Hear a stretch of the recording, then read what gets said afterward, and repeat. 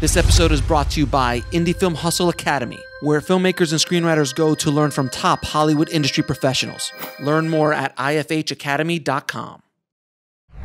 I'd like to welcome to the show Anne-Marie Gillen. How you doing, Anne-Marie? I'm doing great. Thank you so much, Alex.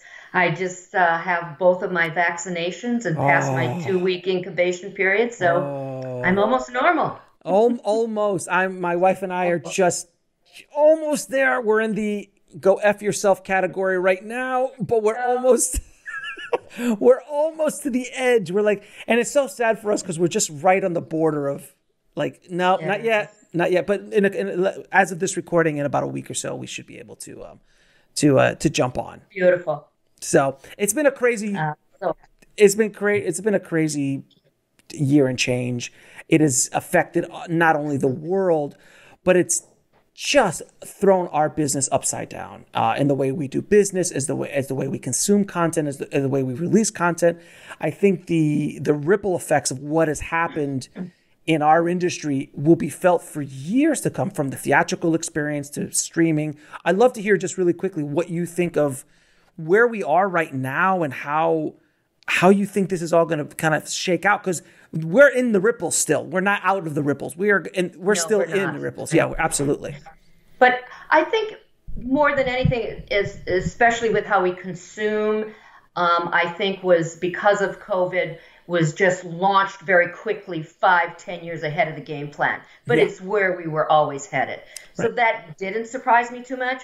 It certainly affected the theatrical way more than we would have if we hadn't have had COVID. But I do believe that will come back to a certain level. But it'll be much more. Yeah, the theatrical will. I don't think, I think when it comes to the indies and documentaries and things like that, I think it will be pretty much staying with the streaming. But the big event movies and visual effects kind of immersive movies, I think will come back very strongly when we can all go back to the theater, because we all desperately miss it. Oh, I miss going to the theater, but I don't know when I'll feel comfortable in the theater again. It's going to be a really, I call it the hangover, the COVID hangover of just like being in a room with someone else without a mask on, a handshake. I was a hugger. Back in the day, I was a hugger. Like, you're like, hey, you say goodbye, you say hello. I'm Latino, so this is the way it is. So, just like, you give them a hug and you say goodbye. So it is it's going to be interesting. I think we're going to still be feeling this for the next few years.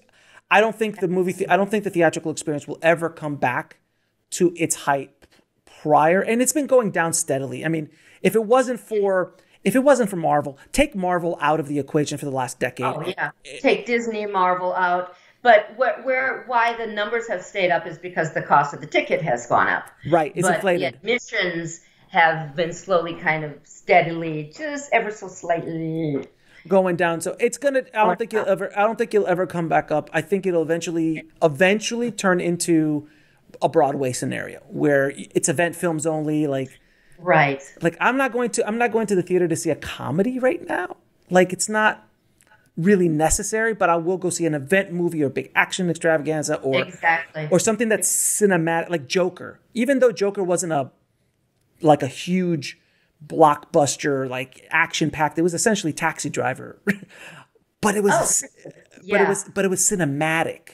And I wanted to go see it there. So right. I think you're absolutely right. But I don't think those numbers will go back up to where they were. Yeah. And that's okay. I don't think we have to bemoan that so much. Mm-hmm. There's still, the good news is there's so many more outlets for us producers to go to now that weren't there before. And the competition is fierce. Mm-hmm. And the whole, I got to have a theatrical release mentality, I think, has fallen by the wayside pretty strongly. Very strongly. It's not as sexy as don't get me wrong. Look, it's still of filmmakers of a certain generation will always have a reverence for the theatrical experience. And they should. In my generation, maybe the generation behind us, but like my kids or the generation, the teenagers right now. Yeah. It's not as big of a deal as it is to my generation, your generation behind me. It was just like, oh, you're not a real filmmaker unless you're up on the screen. And I think film festivals will fill that space even more. So the idea that your film is premiered at a festival in a theater to have that kind of experience will help replace that. And I think film festivals will grow even more so because of that. And you remember when filmmakers was like, well, you're not a real filmmaker unless you shoot film. Yeah, that's gone now. Right, exactly. Now it's like, I didn't get a theatrical, but I premiered on Netflix. And now, 100 million people just watched my movie. Exactly. Far more than they ever would going to the theater. Oh, absolutely. I had a filmmaker on the other day who directed an amazing documentary called The Last Blockbuster. And Taylor, he got a Netflix deal, which is ironic and brutal in so many ways that Netflix is premiering, and it's a huge hit. And he's like, so many people are going to watch that film that would have never seen it otherwise. Never seen it before, especially when it comes to a documentary. Or I'm real big into social impact entertainment right now, and it's really, if you really believe in those things, it's about eyeballs, not about opening in a theater or opening streaming or opening film festival or whatever. You've got to get the eyeballs in order to change the attitude, to get the dialogue going, to get them from apathy to empathy and into action about whatever the topic is. So absolutely. So we went on a tangent. So let's start. Actually, how did you get in the business? Well, I hail from Minneapolis, Minnesota. And I always was a performer. In high school, I did every play, and I was an acting major in college, and came back to the Twin Cities and did the whole theater scene, the Guthrie and Children's Theater. I then focused on my dance side of things, and I was in a dance company and a choreographer. So that was my whole life. And one winter, I just felt like I was hitting the glass ceiling here. And it was about as good as it was going to get. And I really wanted the next and the new challenge. And it was the middle of a very cruel, cold winter. And so it was like, okay, it's either probably New York or LA. Chicago felt more like a lateral move. And I thought, well, it's the middle of winter. I know nothing about LA. Let's go check it out. So I got in my car, $500 in my pocket, clothes in the back seat, and I drove out to LA.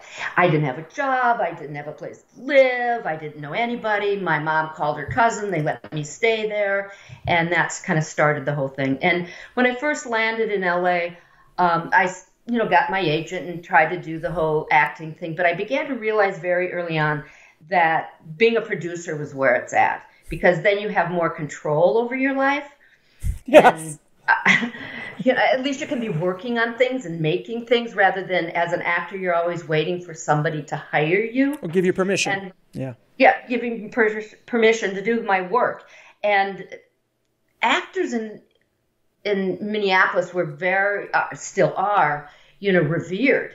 You have a craft and a talent. And, in LA, it's like, you say you're an actor, well, where do you waitress? Etc. So I just didn't like the feel of it. So I thought, okay, I got to teach myself how to be a producer. How do I do that? So I started producing a workshop on how to produce film. And it was a couple hours a week, and it ran for 10 weeks. And I would start with development, and then go into financing, and then the production side of things, and then the marketing and the distribution. And of course, I didn't teach it. I just produced the event. And so I had to hire or ask guest speakers to come in each work who were experts in those areas. So I started combing the trades and finding people that were that, and I would ask them to come and speak. So I built up my Rolodex. I made a little money because I produced it. And I, of course, took every course. And I did it for like 2 years, every 10 weeks. Do it again, do it again, do it again. So that basically was my BA in filmmaking. And then it was time to get into the real world. And I wanted to, since I was mainly a creative, I wanted to work with an assistant to a producer or a writer or a director. And I couldn't get hired. And finally, I was offered a job as the executive assistant to the president of a distribution company. And I didn't know anything about it, but he just needed somebody very organized and talented like me. So I took the job. He offered it to me. And it was with a company that no longer exists, but they should have been another Miramax or New Line. It was called Hemdale. Oh, I remember Hemdale. Of course, I remember Hemdale. Yeah, in the Yeah, '80s, late '80s. Oh my God, they were. What they did they were it. release? They released a bunch of great. I worked in a video store in the '80s and the '90s, so I remember Okay, the logo very much. right, You didn't have sleeves. You had the plastic boxes on the VHSs. I remember right, the white. Yeah, right. yeah, yeah, yeah. I remember. So the 3 years that I was there, we won, I don't know, 12 Academy Awards, Platoon, Yeah, Whoosh, as the yeah. Emperor Salvador. So there I am, this little peon, with my ears glued to the phones and to the meetings, and I just sucked it in and just, it taught me as a producer that 50% is making your movie and 50% is marketing and distribution. And you've got to focus on the marketing and distribution and who your audience is when you're in development, or even before you even option anything and put your time and money into it. And another thing that it really taught me, began to teach me, it was film financing. They pioneered, or were one of the pioneers of the model where you would put up your own P&A and do a rent a system. And back then, like you were just saying, you worked in the video store. If you could guarantee a certain level of theatrical release with the P&A commitment, you pretty much got 50 to 75% advance for your home video, because they were desperate for anything to Oh, fill those anything. video stores. So the majority of their money went into the print and advertising and renting a studio system to release their movies. And then if there was a shortfall, they would put some money into the production side of things. So when I left there and started my first company, that was my business plan. I just pretty much replicated that business plan. And at the time, the money was coming out of Asia, and I found a Japanese investor, very wealthy Japanese investor. He was kind of the Bill Gates of Japan. And he bought into this concept, which was smart and what was happening then. And, he was my financial business partner. And that's how I made my first movie, executive produced my first movie, which was Fried Green Tomatoes. And Nice. it was one of those projects that, when I read it, you laugh, you cry, It was a you wonderful laugh. film. It's I like remember it. It was a just totally wonderful on the film. page. But, it was like, oh, well, it's a female-driven project. It really doesn't have major stars. Oh, you've got the race story. It's a period piece. Yes, it's beautifully written, but no. So they weren't able to get it made. So I came on board and I said, I'm going to roll my company on this.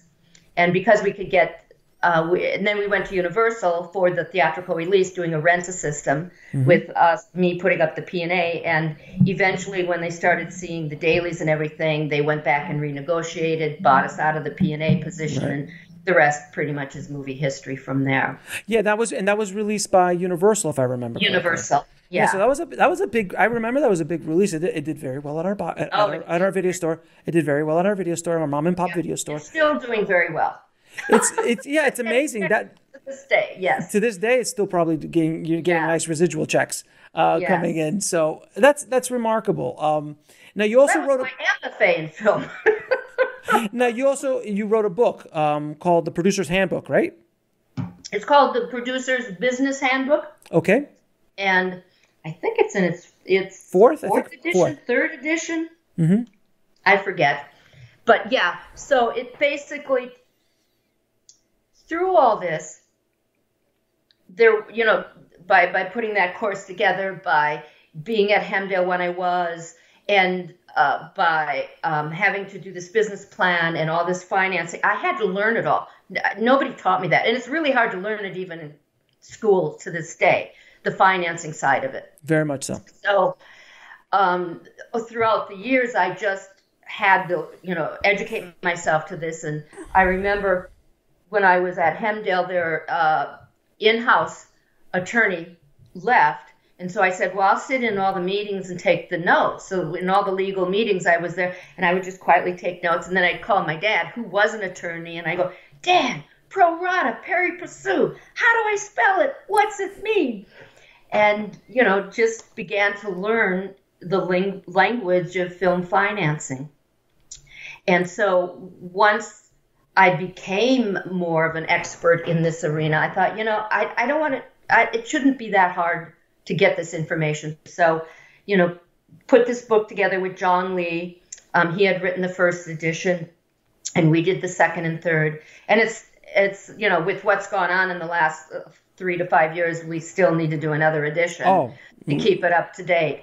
But a lot of the stuff still has stayed the same. There's still pre-sales and estimates and completion and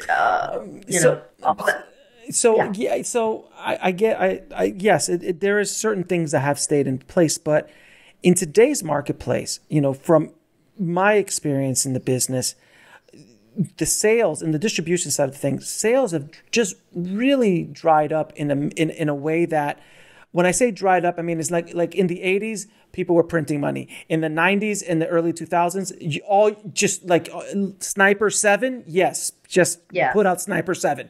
It's already pre-sold and you got 3 million on DVD. Like those days are so gone, and the marketplace is shifting so much now that unless you have really bankable, like extremely bankable stars and genres, it's almost impossible to really recoup money. So as a producer, from what I've seen in the distribution space, there are certain genres, there are certain talent, excluding the Anomaly, excluding the Sundance, whatever, or the Film Festival darling, that really doesn't even happen as much as it used to back in the 90s. So how do you, as a producer in today's world, kind of guarantee, because even pre-sales, again, without the proper star and genre, because you could put Nicolas Cage in a certain kind of genre, he doesn't sell nearly as much as if you put him in an action or something like that, or Stallone in a drama doesn't really move the needle as much. So I just would love to hear your take on that. Well, you're right. And that's the end of the podcast. End scene. We're done. And that's the end of it. All right. No question. It's always something. I've been doing this for 25 plus years. It's always something. So you just got to pivot. You just got to learn the new way and pivot. And so right now, I would say you're absolutely right. You need a certain level of talent, and that talent has to be right for the genre. You gave a perfect example. You have to have the right budget level for the reasons you're talking about. Right. Are you going to be able to get any pre-sales, and at what budget level is that? So all those things come into play. So certainly, as somebody that's more about quality than like just straight horror or something, or your quality versus product. And there's a balance between the two. I married the two. Right, it's a balance between the two. My moniker is balanced producer, okay? So you've got it, and it's a three-legged stool. You got to give equal to the creative and the distribution and the money. And anytime one outweighs the other, it's somehow lopsided. So, how do you creatively answer those problems? So as an example, when I go for casting, there's me and my director's wish list. There's the casting people that come up with interesting ideas, and I kind of combine the two, and then I go to my international sales agent, and they give me and they're totally different. And so you got to figure out what's the right balance for that movie and that marketability. And there's also like a bit of delusion I found, because I do a lot of consulting and coaching and distribution, and there's filmmakers who come out with, they're like, look, I want to get Nick. I'm going to just use Nick as an example. Sure. I want to get Nick Cage involved. I'm like, okay, and I know producers and directors who have gotten Nick on a $5 million movie, $6 million movie, in certain genres, it kind of like a horror-ish action genre. And that works at that budget level. But a lot of times they'll like come up with an idea and they want Nick involved, and like, it's going to cost you $40 million. And I'm like, no, that star at that budget range, there has to be more than just Nick attached for that to make sense financially. There has to be other cast. Yeah. The director needs to have some sort of presence. Like a Joe Carnahan can bring out a movie at $40 million with, a Frank Grillo and, a Nick Cage. Like that monitor makes sense because of the pre-sales that those guys come up together, and then Joe and his whole thing. That's that package is sold before they even start shooting. Like, yeah, and you saw that with the recent Berlin. There's certain announcements that every territory sold out.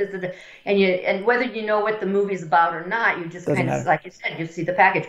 So when somebody says, "What is your package?"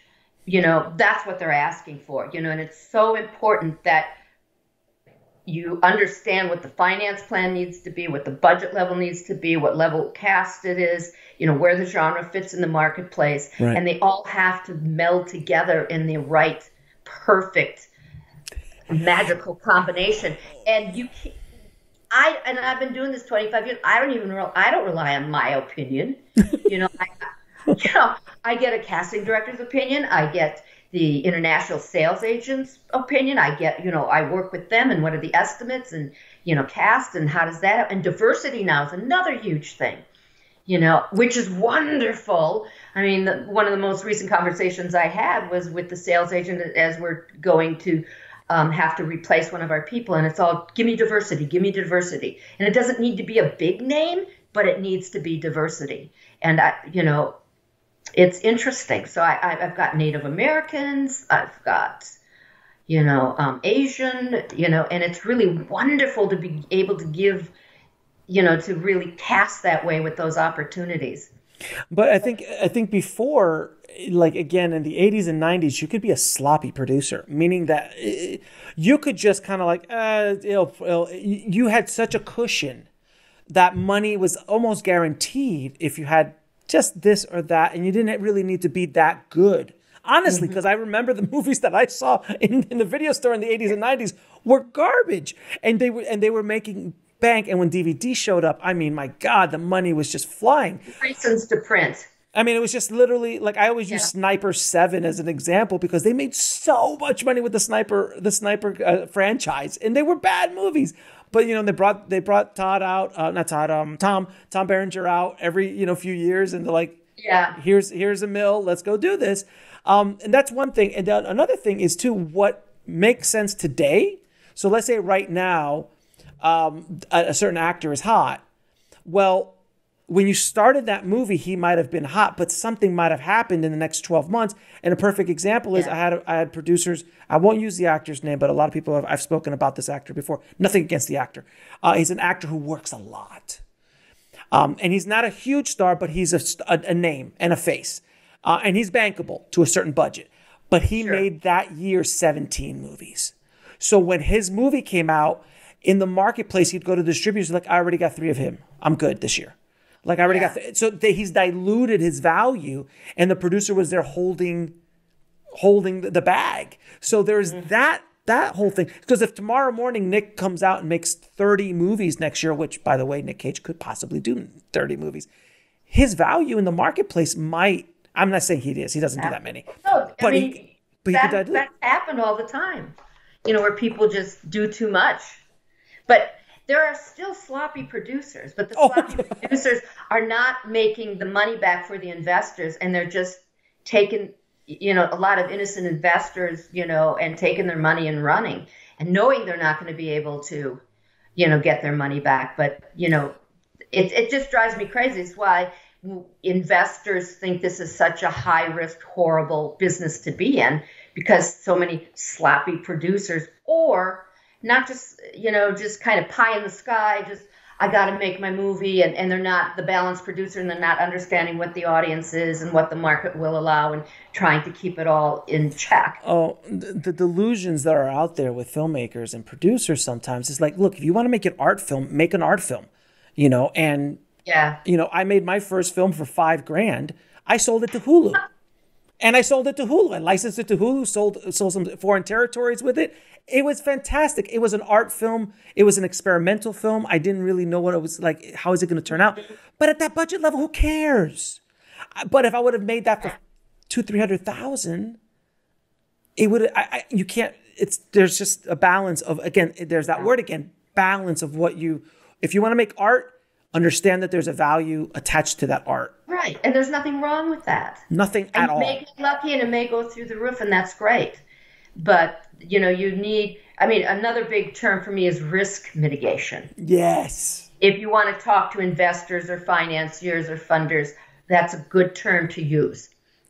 How are you going to mitigate my risk, And pre-sales, tax incentives. There's a list of things that you can collection accounts. A lot of people don't know about collection accounts, and it's just like one of the best things that you can offer an investor to have. Can you explain a collections account for the audience real quick? Sure. It's basically a a third-party escrow account where mainly it's international revenue, but it can be revenue for whatever your project is then assigned to go into this escrow account. So it's protected. So all the stakeholders, whether they be net profit people, investors, mezzanine bank, loan funders, whatever, they know that whatever revenue comes, it is protected in this third-party escrow account. And everybody signs off on the term is called waterfall, who gets paid in what order, what percentage, and all of that. So there are two main companies out there that do that.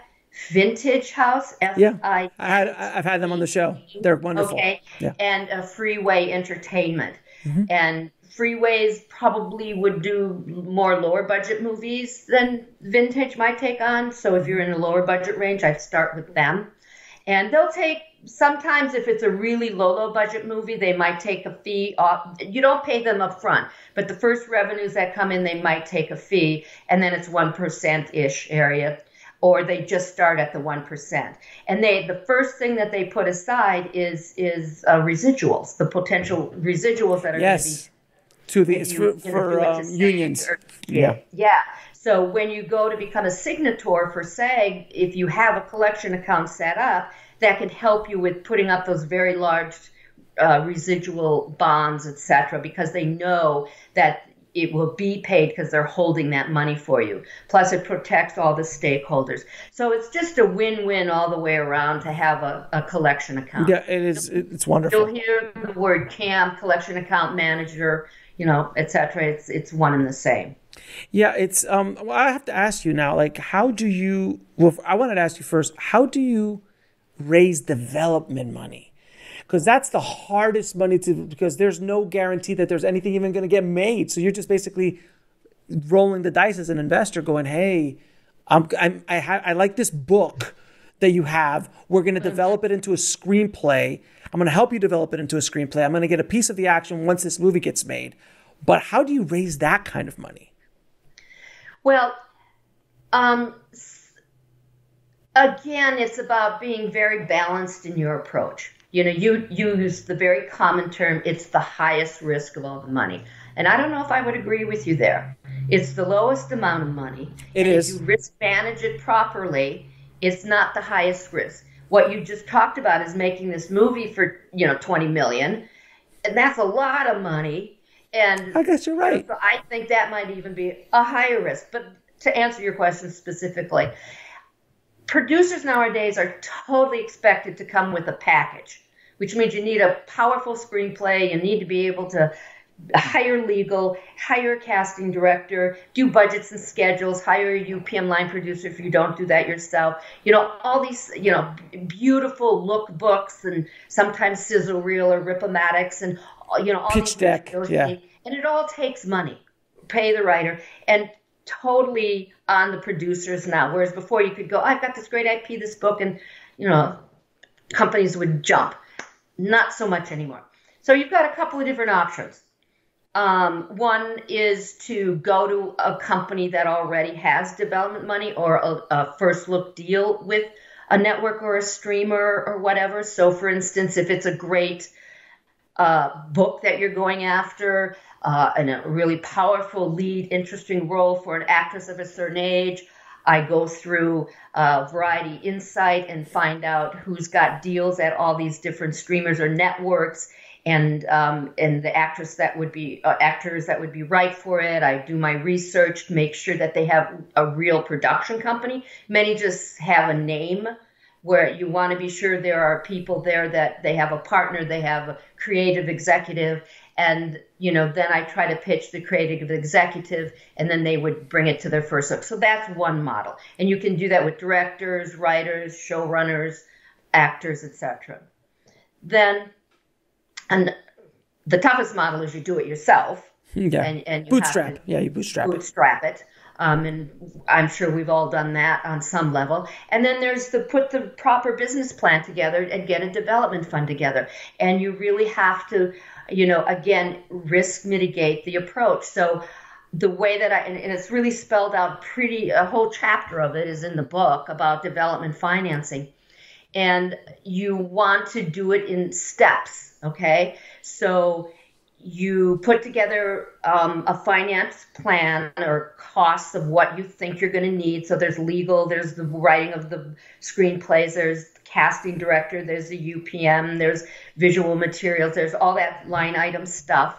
I don't like to put too often money for myself, because that's my skin in the game. And so, if I wouldn't approach it that, oh, great, I'll be able to live off this money while now I'm a real producer as I develop. That's a little difficult, but you can put something in there for that. And then you make sure that each step of the way you're test marketing it. So the first thing that I do is I run comparables from the last 5 to 7 years to see what else out there in this genre, in this level, budget that I'm thinking of, director that I'm thinking of level, the type of cast, what has worked, what hasn't worked, more importantly, and why hasn't it worked. And I want to be sure that the way I'm planning all of this, is fitting into the specificity of what the marketplace might allow for it. Once I've done that, I call that green light, okay? And I run the numbers. For the internal, that's the concept, the internal green light. The internal green light. That's right. So I track, what the budget level was for that movie, how wide a screen it opened on, what was the widest screen it finally opened on, because that tells you the spread of the P&A. So did it open on 5 screens and then it went to 300? That's a whole different level than if it opens on 3,200. And then that's the most it ever opens on, because you're spending 25, 35 million right out of the gate just to opening weekend. So I track that, what the genre is, what the level of talent is, director and lead cast. And I got to go to the year that it was released, not who they are now. So I've got to go back 5, 7 years to contemplate who they are now, what the rating was, because, if I'm thinking I'm going to deliver a PG movie and all the comps I have are R, it throws everything off. So I look for the trailers that they used. I look for the visuals, the posters, and all of that, the taglines. So I have this massive spreadsheet where I'm tracking like 30 comps with all this information, really educating myself to where this material might fall. And if I come up with numbers that look like I think I'm onto something really strong here, then I don't just rely on me. I go and vet it with a distributor, with an international sales agent, etc., and say, this is what I think I'm going to do. This is the level cast. And they go, yeah, that I can sell. If you can deliver on this, that I can sell. Then I start spending money.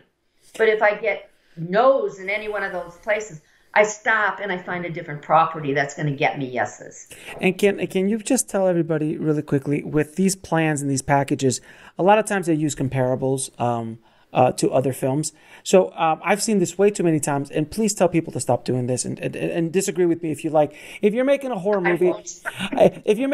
movie, and you are putting together a package, do not use Blair Witch Project and Paranormal Activity as this is what horror movies do to investors. Any smart money will just look at you and go, get out of my office. Dumb money will take it.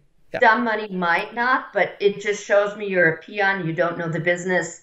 Right. And, if I would never use it as a comparable in my narrative part of my business plan, I might mention something like that if it's perfect.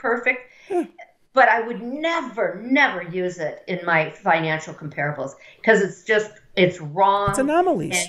It's right. It is. It's like winning the lottery. So, and the same with movies that win Academy Awards. It's like, oh yeah, but my movie will win the Best Picture Academy Award, so I'm going to do the same as this movie. You can't do that. Yeah, like Moonlight. Like my movie was shot in Miami, and their movie was shot in Miami. So it's Moonlight, and they won the Oscar, and I can win the Oscar as well. Yeah, that or Napoleon Dynamite. Oh my God! Yeah, Napoleon Dynamite. So I'm tracking awards and things like that as well, and so I try to get it down to the most realistic 10 to 15 that really fall there. Exactly. Yeah. Now, one of the biggest problems producers and filmmakers have is that chicken and egg thing, which is attaching name talent to a project, something that's going to give you the money, but then the name talent doesn't want to come on board until you have the money. So there's that chicken and egg thing. How do you attach potential name talent to your project? Well, sometimes name talent won't regardless. That's just a fact, sure. Or their agents won't let them, especially hot up-and-comers. Sometimes they take a little too much advice maybe or let the handlers handle them a little too much. So there's nothing you can do about that. But some of the things you can do, it helps to have a casting director. Mm-hmm. It helps to have a very good attorney, recognizable firm, Recognizable casting director helps too. Yeah, that's what I'm saying. Yes. Mm-hmm. And first and foremost, it's about the material. You got to have a great piece of material, great screenplay for a role that they want, not a role they've done it over and over and over again. I mean, they want to, real actors want to, express themselves, take on something that they haven't done before. So a lot of times I really, if I'm going to have to go out for actors at a very early stage and use them, I want to think outside the box a little bit more. So if they're known for comedy, but they've got the chops, like Robin Williams, Jim Carrey, right? Yeah, Jim Carrey. Give them the opportunity in a role that's very dramatic when they can do it. They just haven't been given that opportunity. So they would come on board. And for a much lower quote. Much lower. Absolutely, because you can't pay him for, You can't pay Jim Carrey $20 million in the height of Dumb and Dumber to do Man. But if you want to do Man on the Moon, you could probably get him sometimes for scale if they really, really want to do it. Yeah. So it happens. And if the actor has a production company, it's a little easier because you're not necessarily going through the agent. You're going to the creative executive there. And, and they're going to come on board as a producer, and they'll have much more creative input and hands-on. If I'm going that route, well, I do this regardless, but, I really, are they on any boards? Do they support any causes? Are there ambassadors or anything? What nonprofits do they, because again, I like to focus on a lot of social impact projects, so that you can do what's called a double bottom line. Not only is the role really great, but it's an issue that's important to them. So those are some of the key things that I try to do to get them enticed. Right, yeah. And then there's also the harsh realities of like, well, who's the director? Who's the producer? Just because you might have the next Pulp Fiction. But if you have a producer who's never done a thing in their life and a director who's done one short film and won an award at the Moose Jaw Film Festival, which I don't even know if that's a real festival or not. I want to go. I want to go to the Moose Jaw International Film Festival. But then there's that whole uphill battle. And I've been there as well. And I've seen that as well, where you got good material, but the team, there's no confidence that the team ever can execute this. Yeah. So there's that too. Yeah. So you got to take... I'm working with a couple of first-time directors. Mm-hmm.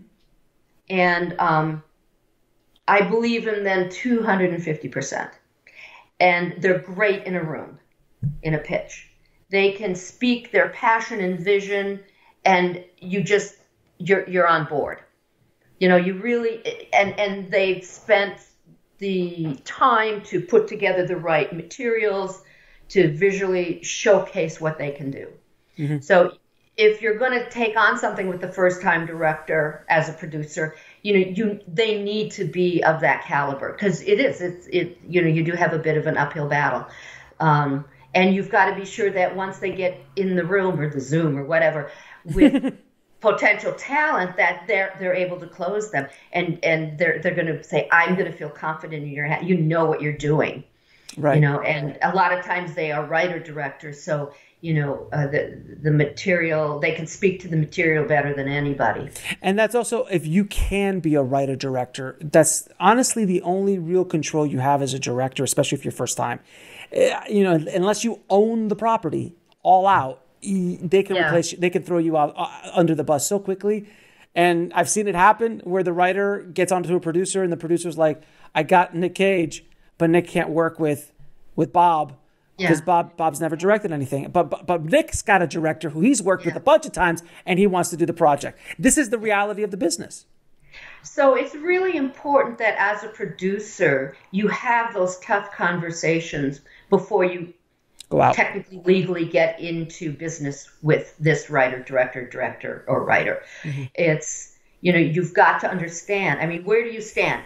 Is this your Rocky that if you're offered $1 million, you're not going to walk away? And I need to know, because I want to take that $1 million. Yeah.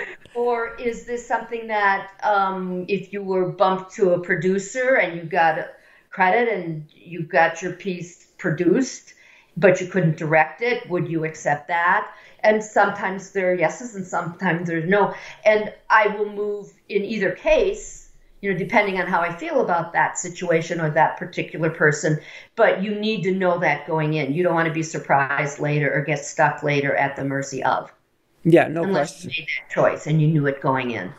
And that's only something you learn as a producer with time, because when you first are starting out, you fall into all the traps you just laid out right there. Every little scenario, I've already hit those walls a ton of times. I'm sure you hit them when you were starting out. And only with time do you understand, I really need to have this conversation. It's the come to Jesus conversation.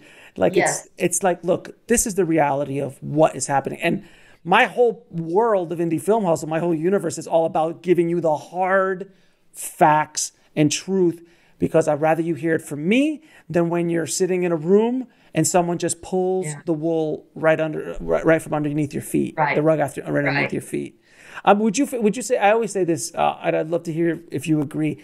I believe that my philosophy of this business is that every single person, no matter if you're Steven Spielberg, Kubrick, Hitchcock, or the lowest film student, all of us are going to get punched in the face, period. And we're going to get punched in the face multiple times in our careers. And they're going to come fast. They're going to come hard. Sometimes you won't see them coming. And it's only with time and hopefully some knowledge that it's not the question of if you'll get hit. It's a question when you'll get hit and how you'll get hit. And you have to start learning how to take the hit, especially early on, and keep going forward. And then as you get older, you might get a little wildly and you can start getting it to slip off you. And then occasionally you can get them to miss altogether or not even get into that conversation as you go down the road. But even pros who've been in this 20, 30 years, they still get surprised. And my job and my calling is to try to let everybody know you're going to get punched. Here's how to take the punch. Is that fair? Oh, absolutely. Everybody thinks that, once I get my first movie made, it's all golden from that. I forget the statistic. I have it in one of my notes when I teach my finance class, but I think 98% of first-time filmmakers never make a second movie. Oh, yeah. Yeah, something horrific like that. It's just like, whoa. And for all those reasons you just stated, it's just like, you're going to be punched. And the question is, how quickly can you come back from it? Don't let it's going to knock you down and you got to bounce right back up and come back at it. And later when you're licking your wounds, you go, okay, what just happened? How can I avoid that next time? Exactly. And but so many filmmakers have these stars in their eyes that they just don't even know that the punch is coming. And when they get hit once, they're out. They're out cold and they're out of the game. I mean, when I was talking to Oliver Stone on the show a while ago, I wasn't shocked, but he's like, I'm still hustling my movie. I'm still trying to get my movie made. I'm like, I was just going to say that. You're Oliver Stone. He's like, I'm Oliver Stone, but I'm still trying. It doesn't matter. Doesn't matter. Movie and it killed you to get it together. You did your 17th and it killed you to get it. There might be an odd one here and there where it just kind of falls in your lap and things happen and those are golden. But it's a constant battle to put it together. And 5 years from now, the whole finance plan is going to be different. And 5 years from there, it's going to change and there's going to be something else. And you got to constantly pivot and constantly relearn. And I remember initially just having to tweak. Because I was a creative, I didn't know economics and legal and all that, but you read my book and you think I was an attorney. A PhD of some sort. Yeah, I don't know. And I hated it when I was in it, trying to figure it out and learn. I just hated it. And then I just kind of went, no, it's creative. Putting a finance plan and doing this is creative. And just with that little shift, and over time, it gets bigger. So all day, every day, I am still being creative, because every time I get on the phone with somebody, I use my acting. It's like, who is that person? What is their tone like? Okay, I got to match their rhythm. And it could be, okay, what's going on? What do you need? Then I got to talk like this. Okay, this way. Or like with Alex, when we first started, so how you doing and what's going on, and you get or whatever it is, or they throw something at you, even though your agenda and your plan and your bullet points are right in front of you, and they throw something at you, you gotta improv. It's all those years of improv class, you never know what's gonna come back. So to me, that's all just wonderfully creative. And when you used to go to meetings, it's like, how do I need to dress for that meeting? If it's a banker or a financier, I got to look like I don't need the money. If it's a creative, I got to wear my creative clothes, and so you can't walk in. You can't walk into creative with a suit, and you can't walk into a bank with your khakis on and flip flops. Right, like in your jeans. In your jeans. It's not going to work. It's not going to work. Now, so you've been in the business for many years. I'm assuming that there was never been a negative experience with a distributor in your entire career, that everything is run smoothly, all the money is coming 110%, everyone's been completely open with the reporting, and you've never had any issues whatsoever. Is this a fair statement, or am I completely off base? You're completely off base. I think I knew I would. To the point where the whole team just finally gave up. It's Goliath. David and Goliath is just like, they just throw another legal thing at you, and you run out of money. Your investors say, it's enough already. I'm not spending any more legal money to try to track this down or get this. Just enough. But I got to ask you. Look, and my audience is very well aware of my feelings on distribution and what I've been able to do for them and getting the information out about distribution and predatory distributors and things like that.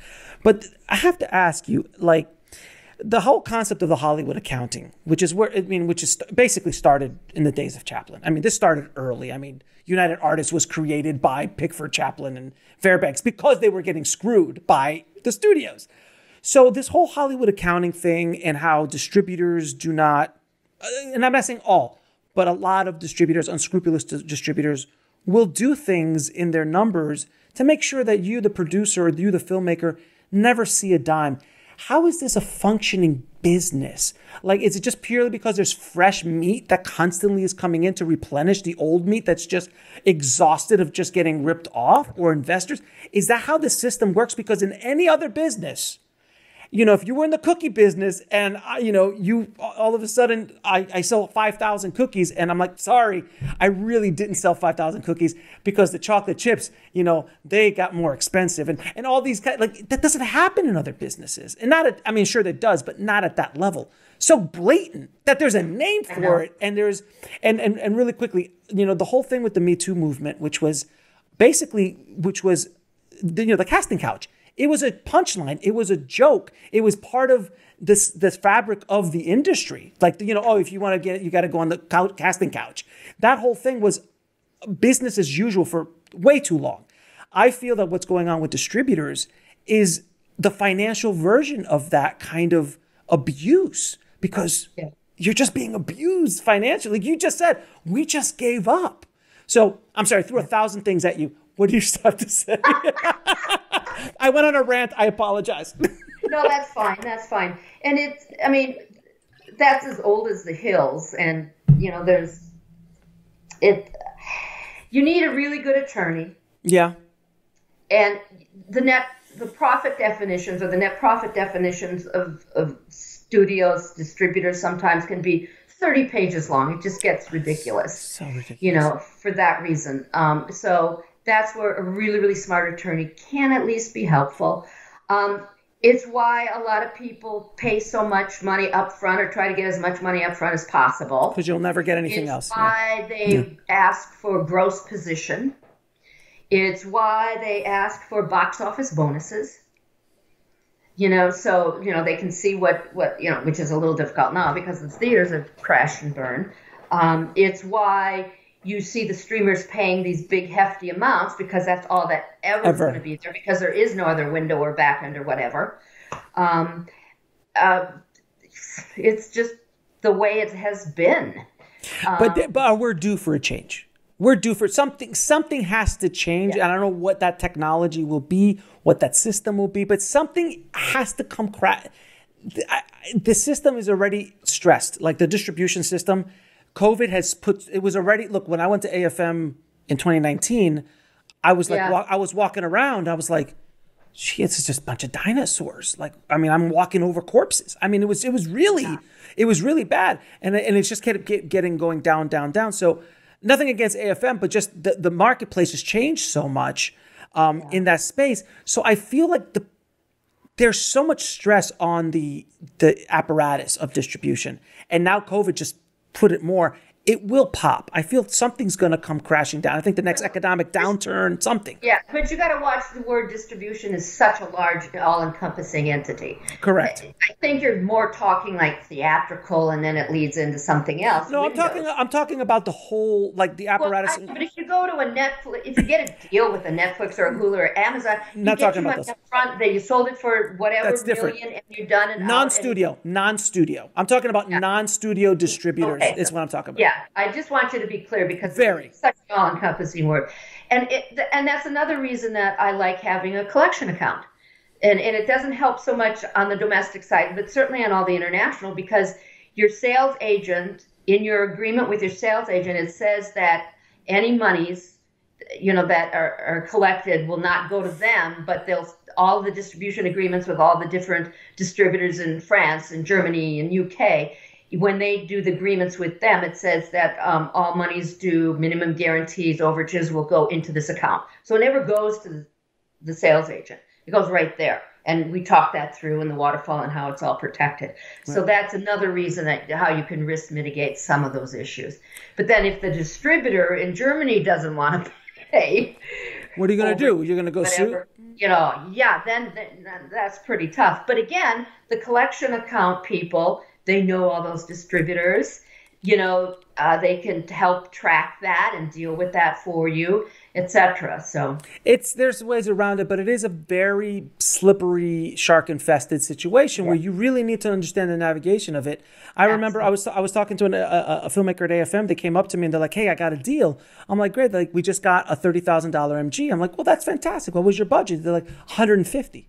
I'm like, "Okay, what was that for?" He goes, "It was all rights for 5 years." I'm like, "So you're happy about that?" "Yeah, we got 30,000." I'm like, "In what business ever that you spend 150,000 and you're happy about 30?" Like, there's something systemically wrong with that. Well, right. And again, where we started was being that balanced producer. It probably was not his money. Probably. And he got to make the movie he wanted to make. And it's going out into the world. Back, and he, got a little bit back, and can at least give a check back. So I'm happy. But that's not a sustainable business, and it's not a sustainable career. And honestly, it's not a moral. There's moral issues there as well. That's a whole other conversation. That really is. So, what projects are you working on now? I'm working on a project, and this is a first-time feature film director, although he's done music videos and shorts and all of these other accomplished things. Filmmaker, but not feature filmmaker, right? Right, exactly. And it's a sci-fi trilogy, and the first one is Persephone, and we have an international sales agent. We have really creative, wonderful deals with the visual effects house and the virtuals. I hope you have somebody coming on board to talk about virtual and what's going on there. I already did. Yeah. Okay. Because that's the way to go. That's the future of filmmaking. And that, again, will get those budgets down, will keep us safe because we don't have to go to all these locations, and just a myriad of wonderful things. You just watch The Mandalorian and you just go, how in God's green earth did they do this? So fascinating. It's so fascinating. And it's cheap too. It honestly is not that expensive. I mean, Mandalorian's expensive, but if you're doing it at a much indier level, you can get the company that I had on I think it was Unreal. I think they are. I forgot their name, but Unreal Engine. I'm not sure if it was Unreal Engine, but it was another company that was using that engine. But bottom line is that the smaller version of it for a wall, just a wall, like a full wall, $10,000 for the actual engine, and then whatever the screens cost. So under 20 grand, 30 grand, you've got a whole virtual set that you can use and build sets in front of and move, and it was fascinating. It's fascinating. Yeah, capture it all in camera, and you can stay on the sound stage, and it's great. It's great. Yeah. Well, that sounds exciting. The trilogy is being shot that way. That's amazing. That's gonna be a lot of fun. Very excited about that, and to use that technology. Now I'm gonna ask you a few questions I ask all my guests. What advice would you give a filmmaker trying to break into the business today? Material. Mm-hmm.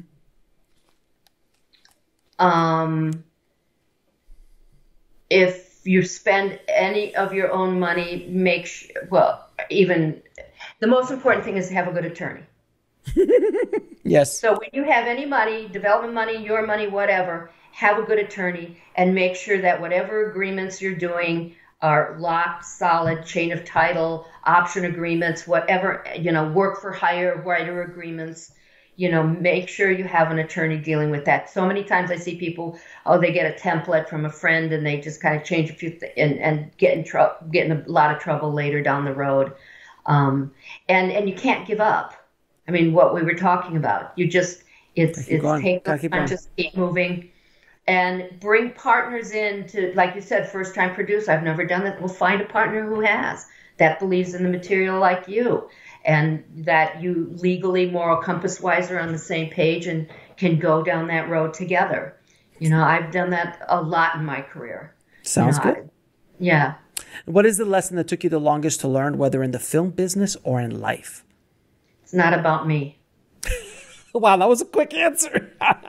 It's not. Hey. Get over yourself. It's not about me. Whatever their anger is, whatever their upset is, F you, you're never going to work in this time. It's not about me. That's a tough one. That's a tough one. You know what? And have you had that statement said, you'll never work in this town again? Have someone said that to you? I've had that said to me. Like when someone says that to you, they are in a place of such massive ego. And they're so far gone and so much pain. If someone said, and of course the more infamous, do you know who I am? If someone ever says, do you know who I am? Just walk away. Yeah, that's for sure. Just walk away. I've had that experience too. I'm like, wow. Do you know who I am? Do you know who I am? You'll never work in this town again. By the way, anytime I'm on set, I yell out, you'll never work in this town again, at least 20 times a day, and everyone pisses themselves. I do it constantly. Anytime a grip does something, that's funny. Anytime a grip says something wrong, I'll just walk by. I'm like, dude, you'll never work in this town again. And then they just start. So I make it a joke because it's so ridiculous. Yeah. And then I think someone called me out once and I did something on set. They're like, all right, my phone rang on set. And my phone rang. I'm like, whose phone is that? Like, it's yours, sir. You'll never work in this town again. I'm going to steal that when I'm on set on my next movie. Yes. That's just brilliant. It's just, you'll never work in this town again. And 3 of your favorite films of all time. Fried Green Tomatoes. Obviously.